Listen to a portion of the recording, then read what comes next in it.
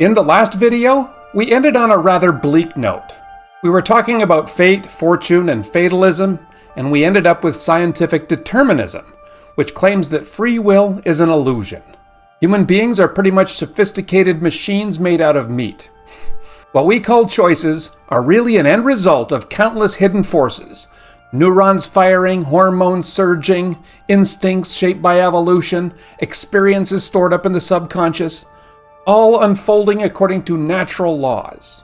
If you felt a little discouraged by that conclusion, good, you should be. Because if it were true, it would mean that everything you think, every choice you make, every word you speak is somehow predetermined by these impersonal forces. But here's the thing, it's not true. And today we're going to see why. What we are talking about here is hard determinism. Of course, we all believe that some things are determined, but the hard determinists pretty much believe that all things are. So let's start with some irony. When someone argues that all your thoughts and choices are just the inevitable result of physical, biological, and psychological causes, here's what you can ask them. Did you come to that conclusion freely? This is the question that Lewis and Chesterton and a lot of others ask the determinist. And it's pretty devastating. Here's the point. If determinism is true, then that hard determinist didn't actually think his way to that conclusion by weighing evidence. He was simply determined by prior physical causes to believe it, just like a long series of dominoes falling against each other. The idea is that the person who rejects determinism and the person who accepts it are the same. They're only different because different chains of physical causes have acted upon them. One person's dominoes fell one way, the others fell the other way. Neither one actually used reason to get to their position. As philosopher William Lane Craig puts it, when you come to the realization that your decision to believe in determinism was itself determined, and that even your present realization of that fact is likewise determined, a sort of vertigo sets in. A determinist can't rationally affirm determinism, because the very act of rational affirmation requires the freedom that determinism denies. Here's another even simpler idea. We know we are agents. We live like we have choices. You experience yourself right now as someone who takes the initiative to do something, right?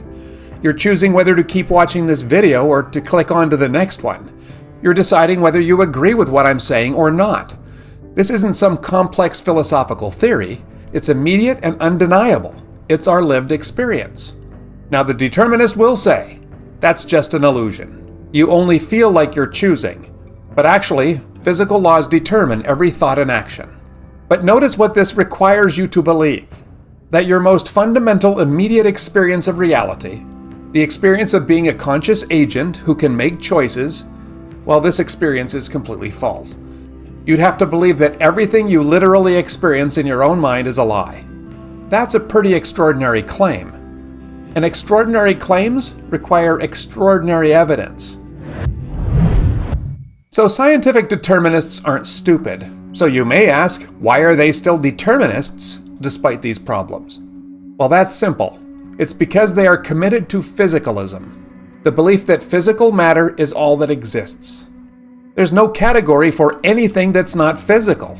There's no supernatural, only natural. And if physicalism is true, the determinist scientists are right. There is no freedom, there is no moral responsibility, there is no consciousness either. But the counter-argument is this. If there is freedom and responsibility and consciousness, then physicalism is not true. It's that simple.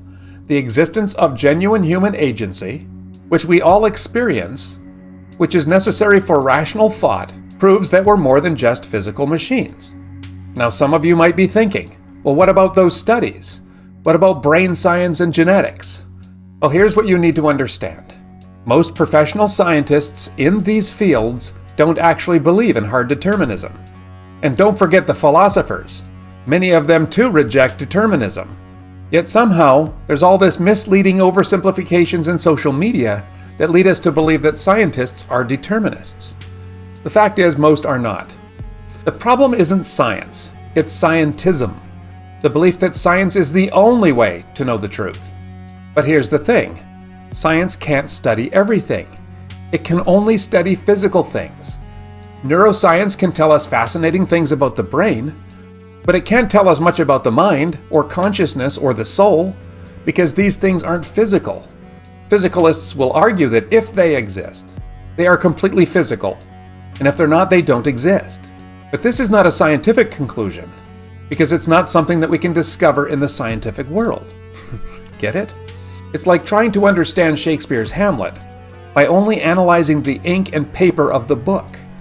You're studying the wrong level of reality. Now let's talk about what the Bible says about all this. Depending on your translation, the Bible doesn't usually talk about free will, but it absolutely assumes that human beings can choose between right and wrong. We are moral agents. Every command, every promise, every warning presupposes that humans can actually make real choices. Just one passage, Romans 6 verses 12 to 14. Do not let sin reign in your mortal body, for sin shall not be the master over you. If we're commanded not to let sin rule us, and we're told that sin will not be our master, then clearly we have a genuine capacity to resist it.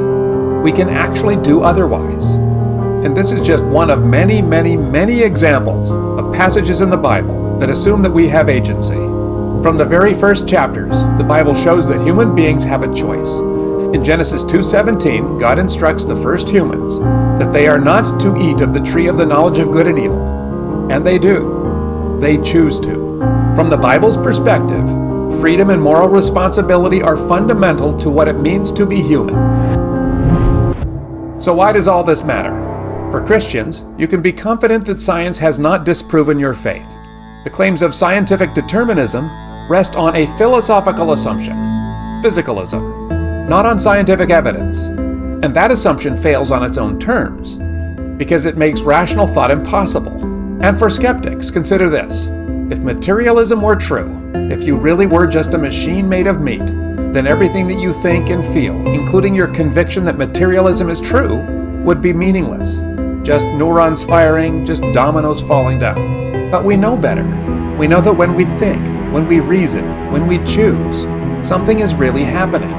Something that can't be reduced to impulses and instincts. The Christian worldview takes seriously both the findings of science and the irreducible reality of human consciousness, rationality, and moral agency. The determinist says you're just another domino in an endless chain. Our lived experience tells us that we're not dominoes, but persons.